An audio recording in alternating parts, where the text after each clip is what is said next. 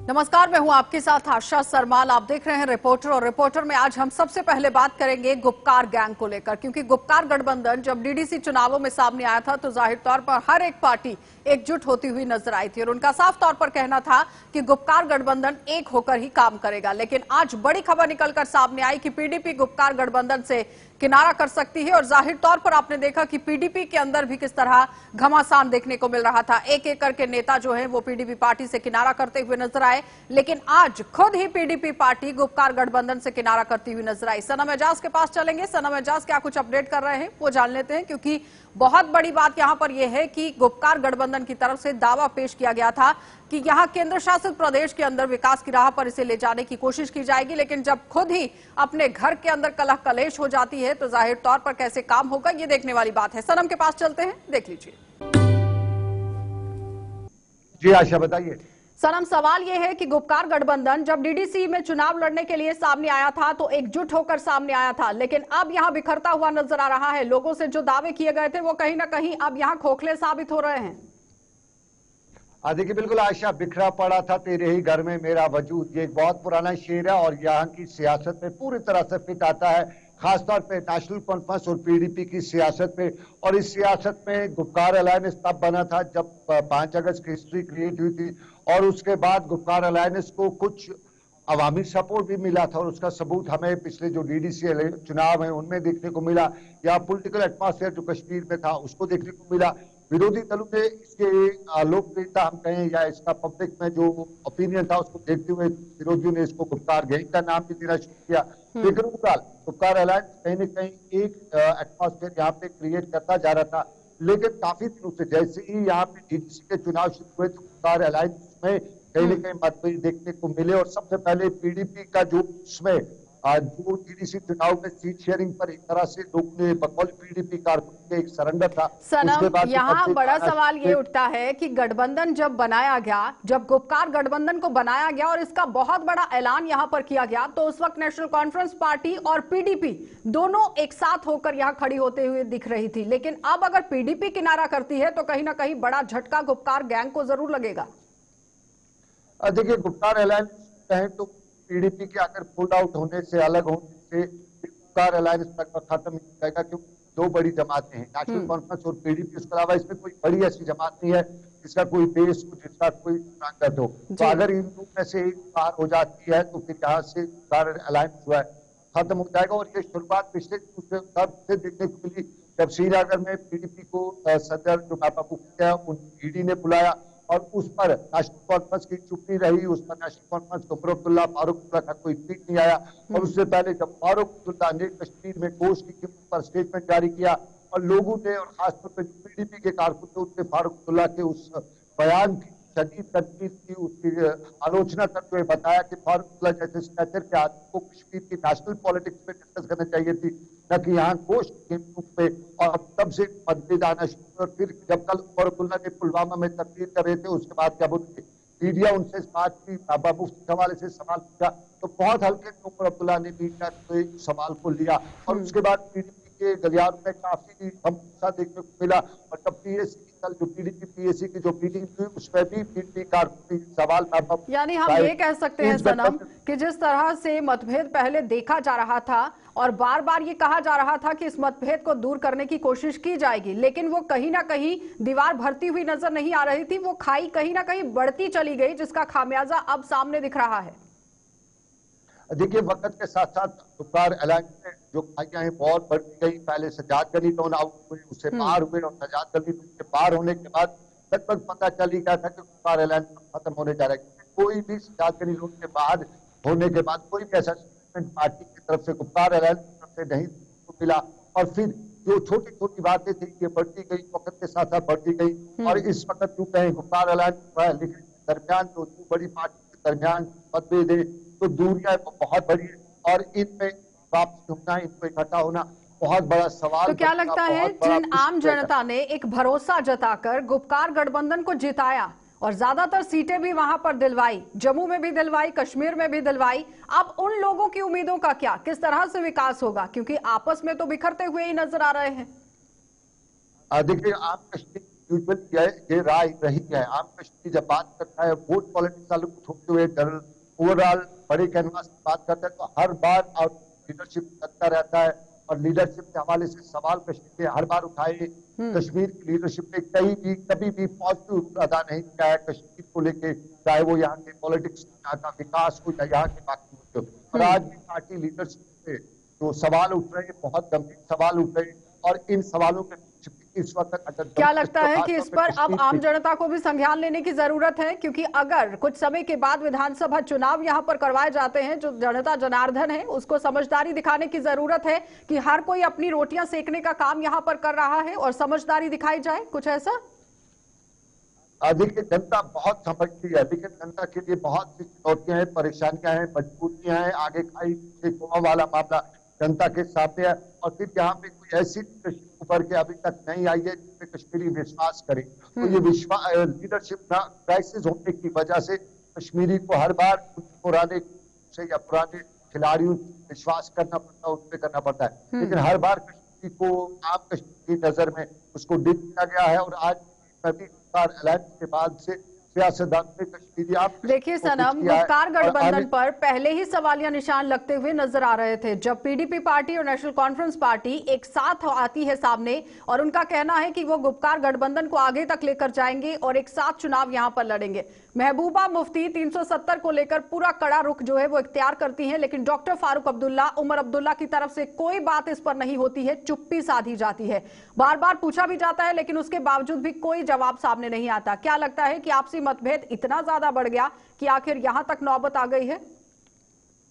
देखिए, मतभेद उस तरह के नहीं है 370 के दूसरे मुद्दों को लेके। एक चीज जरूर यहाँ जनता में चर्चा में है, बहस की जा रही है कि कहीं न कहीं नेशनल कॉन्फ्रेंस बहुत ज्यादा या प्रेशर में है या सौदा कर चुकी है। आप लफ्जों में से कहा जाए तो 370 35 से वगैरह नेशनल कॉन्फ्रेंस सौदा करी, आम लोगों में बहस हो गया और उनकी चुप्पी पे ही कहीं न कहीं इस चीज की पुष्टि करी आम लोगों में।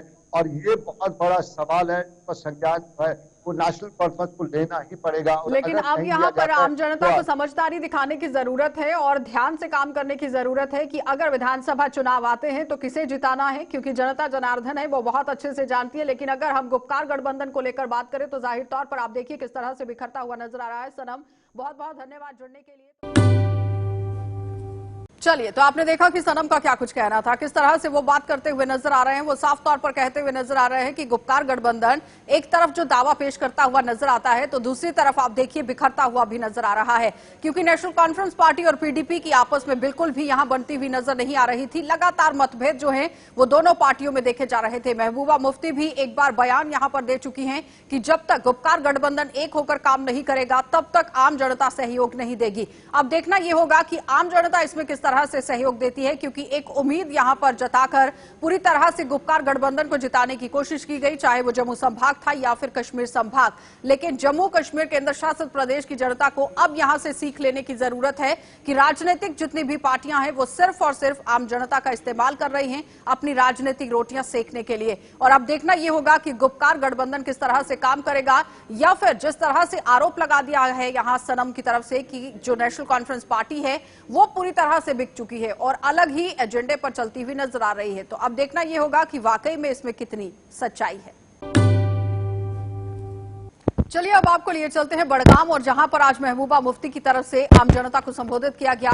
पहले ही खबर निकलकर सामने आ गई कि पीडीपी यहां पर किनारा कर सकती है गुप्कार गठबंधन के अंदर से, लेकिन अब बड़गाम के अंदर जब पहुंची है महबूबा मुफ्ती, वहां पर क्या कुछ कहना था वो दिखा देते हैं और उसके साथ ही अशरफ के पास चलेंगे। अशरफ से भी जान लेते हैं कि आखिर किस तरह से बड़गाम के अंदर सूरत हाल है। मकसद ये है कि जो जम्मू कश्मीर के मसले के हल के हवाले से हमारा जो एजेंडा है कि जम्मू कश्मीर का मसला हल होना चाहिए, और जो हिंदुस्तान और पाकिस्तान के बीच में भी थोड़ी बातचीत की शुरुआत हो रही है उसके हवाले से, और जो 370 को रेस्टोर करने के हवाले से जो हमारा एजेंडा है उसको हम अपने पार्टी वर्कर्स तक पहुँचा रहे हैं और डिस्ट्रिक्ट्स में जा रहे हैं और लोगों में जो एक मायूसी छाई हुई है उसको दूर करने की कोशिश कर रहे हैं। ये मरकजी सरकार के दो तोते हैं, जो उनको कहते हैं करने के लिए वो ये करते हैं। अब चूंकि महबूबा मुफ्ती के खिलाफ कोई करप्शन का चार्ज नहीं है, कोई मकान नहीं है, कोई गाड़ी नहीं है, कोई प्रॉपर्टी नहीं है, तो इसलिए किसी और बहाने बुलाते हैं, हम उसमें क्या कर सकते हैं। मैम, अलायंस में सब कुछ ठीक चल रहा है आजकल? एजीडी में क्या सब कुछ ठीक है? क्या इलेक्शन तक की महदूद थी पीएचईडी? कोई स्टेटमेंट नहीं, कोई बात नहीं है, क्योंकि आपको ईडी ने बुलाया, पीएचईडी की तरफ से कोई भी स्टेटमेंट नहीं आया। देखिए, मैं समझती हूँ पीएचईडी एक बड़े मकसद के लिए बनी है। उसका मकसद सिर्फ स्टेटमेंट देना नहीं है, बल्कि जम्मू कश्मीर की खसूसी पोजीशन को बहाल करने के लिए हम सब इकट्ठे हुए हैं। हालांकि हम एक दूसरे के अपोनेंट हैं, मुखालिफ हैं, मगर उसके बावजूद हम इकट्ठे हुए हैं एक बड़े मकसद के लिए। मुफ्ती साहब का विजन था, जो पार्टी का, हमारा पॉलिटिकल पार्टी का हमारा एजेंडा है कि हिंदुस्तान और पाकिस्तान को चाहे बालाकोट करें, चाहे आप अभिनंदन का किस्सा हो, आपको मिल बैठ के बात करनी है और जम्मू कश्मीर के लोगों की शमूलियत होनी चाहिए, क्योंकि जो भी अमन का रास्ता है वो जम्मू कश्मीर के बीच में गुजरता है। जम्मू कश्मीर को दरकिनार करके आप आपस में बगलगीर नहीं हो सकते। अगर बगलगीर होंगे तो जम्मू कश्मीर को साथ लेके। चलिए अब आपको पट्टन का भी नजारा दिखा देते हैं। पट्टन से दो खबरें निकलकर सामने आई हैं। एक तरफ हॉर्टिकल्चर डिपार्टमेंट की तरफ से कैंप लगाया गया, वो आपको दिखा देते हैं कि राही क्या कुछ दिखा रहे हैं, लेकिन उसके साथ ही गंदा पानी पीने को भी यहां पट्टन के लोग मजबूर हो रहे हैं। काफी तरीके से दिक्कतें लोगों को झेलनी पड़ रही हैं। किस तरह से लोग जो है वो परेशानी के दौर से गुजर रहे हैं, देख लीजिए। आज के प्रोग्राम के हवाले से आज हमने यहाँ पर क्रीरी में एक अवेयरनेस कैंप किया है कि लोगों को यही कॉन्सेप्ट देना है कि आज का जो ऑपरेशन शुरू हुए हैं बागों में वो कैसे करने हैं। जैसे कि आज पर दवाई छिड़का रहे हैं कि ये वो दवाई लगा रहे हैं कि जो यूनिवर्सिटी और डिपार्टमेंट रिकमेंड नहीं की। इस बारे में हमने लोगों को जानकारी दी है कि आप कौन कौन सी दवाई लगाओगे, कौन किस स्टेज पे क्या करना है। जैसे आज उसके बाद आपको फर्टिलाइज़र का इस्तेमाल करना है, वो कैसे करोगे। इस बारे में आज यहाँ क्रीरी में जो ये कैंप मुनक़िद इसी के बारे में हुआ है और लोगों ने भी बड़ा साथ दिया, बड़ा चढ़कर हिस्सा लिया है। आप देख रहे हैं कि हमने लोगों से किस तरह से इनको मशवरा जो दिया है कि आप माहिरों के मशवरे पे चलिए और जो भी आपको हॉर्टिकल्चर के मतलब जो भी होगा, जो हमारा यहाँ पर नज़दीकी हॉर्टिकल्चर डेवलपमेंट ऑफिसर है, आप वहाँ आए और उनसे मशवरा करके अपने बागों में दवाई या जो भी ऑपरेशन करने हैं वो करें। मलिक माला, हाँ छान माला, मलिक माला, सिंगपोरा।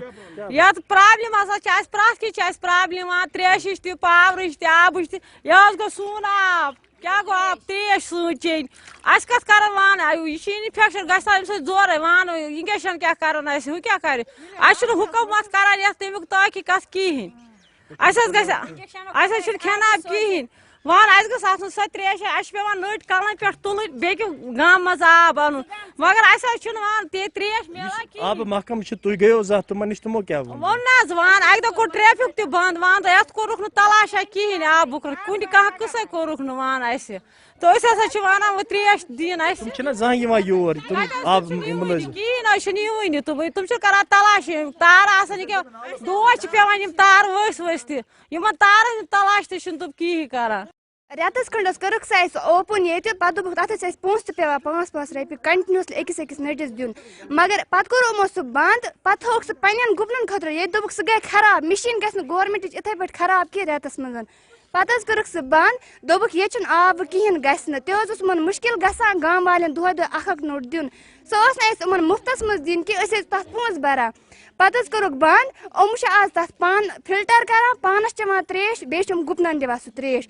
कुछ महकम दिवान सह आब महकमे कर न सह गर सरपंचन तत तुम सह गर प्रेजेंटस मज ब्लॉक के जरिए वोचमुत तो पत दुक तमिक आब कहें पे आज तज़किस वक्तस मज पे गन नट हेथन मंछान इंसान अजकिस वक्तस मज गन आब नीन गाम पत पे गन नत पज अजकिस वक्तस मज गन कि आज हर कुन जाए गर पीएचई महकम योर पीएचई महकमस नश गवा अस कोर एहतजाज अस वोन पत ब्लॉकस मज गए तुमन वोन तमो दोप अस चिट्ठ त्रम आज ब्रोह 3 वरी वोन पत गई परस बे युहस गई बे युहस वोनुक बे तह त्रोमुत अस त्रो लेटर बस दपान सह लेटर कोच गसान बथ ये पत आंसर और चलिए अब आपको राजौरी का रुख करा देते हैं और राजौरी से दिखा देते हैं कि आज होली का कार्यक्रम किस तरह से रखा गया था। आला अधिकारियों की तरफ से भी होली कार्यक्रम यहां पर रखा गया। आम लोगों के साथ मिलकर होली यहां पर बनाई गई है, क्योंकि होली का त्योहार आपसी भाईचारे की मिसाल है। किस तरह से पूरी अपडेट कर रहे हैं जमशेद मलिक, देखिए। ये रंगों का त्यौहार होली और शुभ मौका आज दूसरा है शब बारात। ये दोनों मौक़ों पर मैं ज़िला इंतज़ामिया की तरफ से तमाम राजौरी के जो निवासी हैं उनको दिल से अपना खुश बेस्ट विशेस जो हैं वो कन्वे करता हूं और ये उम्मीद करता हूं कि जैसे यहाँ भाईचारा हिंदू मुस्लिम सिख का बना है, ये एक चमन खिला रहे, प्यार से यहाँ लोग रहें। आज होली के दिन सब लोग खुश रहें और ये त्यौहार और शब बारात इस पूरे ज़िले के लिए तरक्की, खुशी और तंदुरुस्ती हर घर को लाए, हर शहरी यहाँ का तंदुरुस्त रहे। कोविड का जो वबा है, ये बीमारी, इसको लड़ने के लिए हमारे जो पूरे यहाँ के सिड हैं वो पूरी एहतियात बरतें। हम इस बीमारी को हराएंगे और इस रजौरी को और इस यूनियन टेरिटरी को जिताएंगे। इसके अलावा यहाँ के बच्चे, यहाँ की बहनें, माताएं, वो भी खुश रहें। वुमेन एम्पावरमेंट का यहाँ दौर जो है वो जारी है, उसमें इस ज़िले को तरक्की मिले और सारे अवाम यहाँ की तंदुरुस्त रहे और खुश रहे। बहुत बहुत खुशी हुई आज यहाँ देख के, कितना मिलजुल के होली की सेलिब्रेशन हो रही है। डिस्ट्रिक्ट पुलिस राजौरी की तरफ से सबको होली की बहुत बहुत मुबारकबाद। एंड आज शब बारात का अवसर भी है, तो डिस्ट्रिक्ट पुलिस राजौरी की तरफ से सबको बहुत बहुत शुभकामनाएं और मुबारकबाद। रंगों का त्यौहार होली राजौरी में बहुत धूमधाम से मनाई जाती है, जहां तमाम मजहबों के लोग एक जगह जमा होकर इस होली के त्यौहार को मनाते हैं। और इसी तरह का मंजर आज राजौरी में फिर दोबारा देखने को मिला, जहां लोकल मकामी लोगों की तरफ से होली मिलन रखा गया था, जिसमें ज़िला इंतज़ामिया, सिविल इंतज़ामिया के साथ साथ पुलिस इंतज़ामिया और तमाम मजहबों के लोग शामिल हुए, क्योंकि राजौरी का ये त्यौहार बड़ी धूमधाम से मनाया जाता है, जिसमें सब मजहबों के लोग शामिल होते हैं और इस रंगारंग त्यौहार को इस रंगारंग त्यौहार को बड़ी धूमधाम से मनाते हैं। इसी तरह का ये मंदिर जो आज आप राजौरी में दोबारा देख रहे थे, जिसमें सब मजहबों के लोग शामिल हुए और एक दूसरे को रंग लगाकर होली की मुबारकबाद दी गई है। हालांकि कोविड-19 के चलते गुज़िश्ता बरस होली का त्यौहार भी फीका देखने को मिला था, मगर इस बार होली का त्यौहार बड़ी धूमधाम से मनाया गया, मगर इसमें भी सोशल डिस्टेंस पूरी तरह देखने को मिला। जमशेद मलिक, JK24 न्यूज़ 7 के लिए। उसके साथ ही आपको लिए चलेंगे जिला पुंछ, और पुंछ से सनी हमारे संवाददाता हमारे साथ जुड़ रहे हैं। सनातन धर्म की तरफ से यहां पर आज होली कार्यक्रम का आयोजन किया गया था, डीसी पहुंचे हुए थे और उसके साथ ही साथ कुछ और भी गणमान्य लोग जो हैं वो यहां पर पहुंचे हुए हैं। सनी किस तरह से अपडेट कर रहे हैं, देखिए। सभी पुंछ निवासियों को आपके माध्यम से इस समय इस प्रांगण से होली की मुबारकबाद पेश करता हूं, उनको बधाइयाँ देता हूं अपनी दिल की गहराइयों से। आपको पता है कि पिछले साल कोरोना की वजह से होली का जो पर्व है वो धूमधाम से नहीं मनाया गया, तो इस बार इनकी इच्छा थी कि होली का पर्व धूमधाम से मनाया जाए। तो आप देख रहे हैं कि बड़ी खुशी के साथ, बड़े उल्लास के साथ ये रंगीन कलरफुल जो फेस्टिवल है ये मनाया जा रहा है। लेकिन सबसे जो मुझे जहां अच्छी बात लगी और जिस पे मुझे गर्व महसूस होता है वो ये है कि यहाँ ना केवल एक कम्युनिटी के लोग हैं, जहाँ अलग अलग कम्युनिटी के जो पुंछ की जहाँ लोग रहते हैं, पुंछ की अलग अलग कम्युनिटीज़ रहते हैं, वो सारे इकट्ठे होकर जो है पर्व मना रहे हैं। ये हिंदुस्तान में एक मिसाल है कि इस तरह से जहाँ प्यार से लोग रहते हैं और एक दूसरे के जो पर्व हैं वो साथ मिलकर मनाते हैं। इसके लिए इन सबको मैं अपनी दिल की गहराइयों से मुबारकबाद देता हूँ और एक जहाँ इनके साथ होने का मैं गर्व महसूस करता हूँ। मैं इनको शुभकामनाएं देता हूँ कि इनके साथ आने वाले त्यौहार भी अच्छी तरह से मने। आपके माध्यम से मैं जिला पुलिस पुंछ की ओर से सभी पुंछ निवासियों को इस होली के पर्व पे बहुत बहुत बधाई देता हूँ।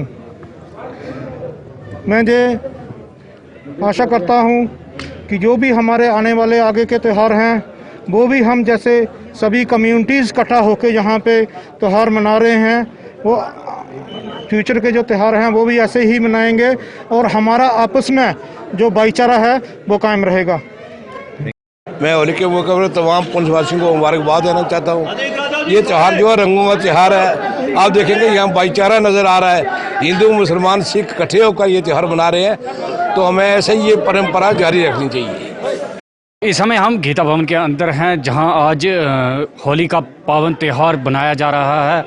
मैं आपको बताता चलूं कि पिछली बार कोविड-19 के चलते इस तरह से नहीं बनाया गया होली का त्यौहार, तो आज बड़ी धूमधाम के साथ गीता भवन पुंछ में होली का पर्व बनाया जा रहा है। मैं आपको एक चीज़ बता दूं कि यहाँ कोविड-19 को देखते हुए पूरे बंदोबस्त किए गए हैं। इस समय हमारे साथ बात करने के लिए सनातन धर्म सभा के प्रधान सतीश साजन जी है। सर, पहले तो हम अपनी तरफ से आपको होली की हार्दिक शुभकामनाएं देते हैं। तो सर, कोविड को देखते हुए किस तरह के इंतज़ाम किया गया है? ऐसा है, पहले तो मैं अपने जो मेरे मीडिया के भाई हैं, चाहे वो इलेक्ट्रॉनिक मीडिया है और चाहे प्रिंट मीडिया है, और उसके बाद जो मेरी पुंछ की जितनी भी जनता है, मैं उनको आज सनातन धर्म सभा पुंछ की ओर से आज होली के इस शुभ पर्व पर हार्दिक शुभकामनाएं देता हूं। देखो, जो मीडिया भाई हैं वो बहुत बड़ा कार्य करते हैं हर वक्त, चाहे वो जंग का माहौल हो चाहे वो पीस हो, उसमें बेचारे लगे ही रहते हैं। वो भी बधाई के पात्र हैं। मैं आप सबको मुबारकबाद देता हूं आज के इस शुभ अवसर पर। ऐसा है कि ये जो पूरा एक साल बीत गया कोविड की वजह से, हम कोई भी त्यौहार जो है गीता भवन के परिसर के अंदर नहीं मना सके। मैं आपको बताऊं, चाहे वो रामनवमी हो, जन्माष्टमी हो, होली का उत्सव हो, चाहे हमारे और जितने भी त्यौहार हों, और दशहरा हो, सबसे बड़ी बात ये है, मैं आपको बताऊं कि जो रामनवमी और जन्माष्टमी के पिछले एक साल से जो त्यौहार थे, यहाँ कथावाचक की बुकिंग हुई थी। कानपुर से आ रहे थे, लखनऊ से आ रहे थे। हमने इन महामारी को देखते हुए उनकी बुकिंगें जो हैं वो कथा के लिए कैंसिल कर दी, जो विद्वान बाहर से आने वाले थे, इसलिए कि लोग बच जाएं कम से कम। इसलिए आज पूरी हालात को देखते हुए, मास्क का बंदोबस्त करते हुए, सोशल डिस्टेंसिंग मेंटेन करते हुए आज ये पर्व हम मना रहे हैं। लेकिन हालात आज भी ठीक नहीं है। आज देखें, पूरे देश के अंदर ये कोविड जो है, कोरोना वायरस फिर अपने पांव पसार रहा है। सरकारें सक्रिय हैं, हमारी लोकल एडमिनिस्ट्रेशन सक्रिय हुई है। लेकिन जहां जितने भी लोग आज ये रंगू वाला त्यौहार मनाएंगे, होली खेलेंगे, मैं उन सब भाइयों से ये पुरजोर निवेदन करूंगा कि मास्क लगाएं, सोशल डिस्टेंसिंग का पालन करें, अपने आप को बचाएं और बाकियों को भी बचाएं। ये सबसे बड़ी बात है। मैं एक बार पुनः आज के इस पावन पवित्र पर्व पर सभी पुंछवासियों को हार्दिक शुभकामनाएं देता हूं। आपने देखा, सनातन धर्म सभा पुंछ की ओर से भी लोगों को ये हिदायत दी गई है कि जो भी होली खेलने गीता भवन पुंछ में आता है वो मास्क पहन के आए। JK 24/7 के लिए पुंछ से सनी शर्मा। के साथ ही रुख करेंगे जिला रामबन का, और रामबन के अंदर आज युवाओं की तरफ से एक मिसाल यहां पर कायम होती हुई नजर आ रही है। महज मोहम्मद आरिफ की बात की जा रही है। 23 वर्ष यहां पर उम्र है, लेकिन बादशाह खान के नाम से इन्हें यहां जाना जाने लगा है, क्योंकि ग्रेट खली की पूरी रहमो करम पर ये काम करते हुए नजर आ रहे हैं। उनकी एकेडमी के अंदर काम कर रहे हैं और रेसलिंग के एक क्षेत्र के अंदर किस तरह से उन्होंने उम्दा पहल की है, अपना नाम रोशन किया है और साथ ही साथ जम्मू कश्मीर का भी नाम रोशन किया है। नदीम के पास चलेंगे, नदीम की खास बातचीत हुई है, क्या कुछ बातचीत हुई है देख लीजिए। वैसे जो फोटोज वोटोज और जो वीडियोस टीवी पे ऐसे देखता रहता था, मैंने सोचा भी नहीं था कभी कि मैं रेसलिंग कर पाऊंगा अपनी लाइफ में। तो उसके बाद से कहानियाँ शहानियाँ सुनता था, ऐसे जो फोटोज वोटोज देखते थे उसके बाद से। तो उसके बाद से मैं नॉर्मल स्टडी करता था। उसके बाद से जब हमारे जो farmer WWE world heavyweight champion the great खली, उन्होंने हमें इतना बड़ा प्लेटफॉर्म दिया, जो कि हमारी इंडिया में इतनी बेस्ट एकेडमी खोली है। तो उसके बाद से मैंने आज से 3-4 साल पहले अभी मैंने रेसलिंग का करियर स्टार्ट किया। मोहम्मद आरिफ से बादशाह खान बनने में ग्रेट खली के साथ साथ मोहम्मद आरिफ के परिवार का भी अहम रोल रहा। उन्होंने आरिफ के इस सपने को साकार करने के लिए हर तरह से मदद की।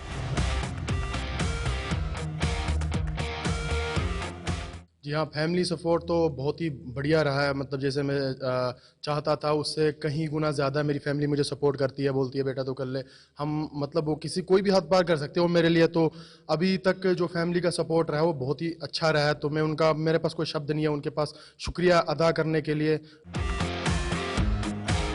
हालांकि बादशाह खान को रेसलिंग का करियर शुरू किए अभी 3-4 साल ही हुए हैं, लेकिन अभी तक वो 100 से ज्यादा छोटे बड़े रेसलिंग प्रतियोगिता में भाग लेकर कई बड़े रेसलरों को रिंग में धूल चटा चुके हैं। हाँ, बहुत सारी इवेंट्स हैं उसमें मैंने पार्टिसिपेट किया हुआ है, क्योंकि हमारे इंटरनेशनल लेवल पे हमारे जो बड़े बड़े इवेंट्स होते रहते हैं, फॉर्मर WWE के रेसलर्स, वो हमारे जो हमारे बड़े बड़े इवेंट्स होते हैं उनमें पार्टिसिपेट करते रहते हैं। बहुत सारे इवेंट्स हैं उनमें मैंने पार्टिसिपेट किया। मैंने कम से कम 100 से 200 मैचेस खेले हुए हैं अभी भी। बादशाह खान ने आज की युवा पीढ़ी को नशे से दूर रहने और जीवन में कुछ करने की नसीहत दी है। उनके मुताबिक अगर युवा सच्ची लगन और कड़ी मेहनत से आगे बढ़ता है तो वो अपने सपने को साकार कर सकता है। फिलहाल आप देखते रहिए कार्यक्रम।